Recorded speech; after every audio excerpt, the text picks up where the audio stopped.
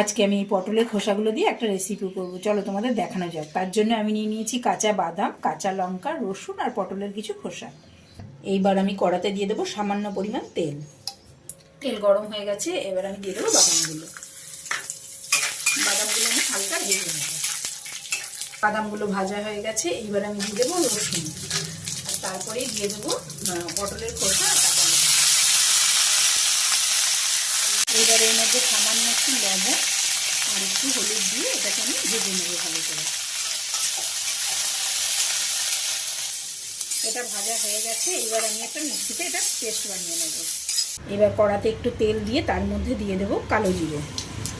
এইবার দিয়ে দেবো পেস্ট করে রাখা পটলের খোসাটা। এটাকে ব্যালেন্স করার জন্য সামান্য পরিমাণ চিনি দিয়ে এটাকে ভালো করে নেড়ে নেব। ততক্ষণ অবধি নাড়বো যতক্ষণ না এটা পুরো শুকিয়ে যায়। দেখো ফ্রেন্ডস, এটা খুব ভালো করে টানানো হয়ে গেছে, এবার এটাকে আমি নামিয়ে নেব। এই দেখো ফ্রেন্ডস, তৈরি আমার গরম গরম পটলের খোসা বাটা। এইটা গরম ভাতের সঙ্গে খুব সুন্দর লাগে খেতে, তোমরা বাড়িতে এইভাবেই ট্রাই করো।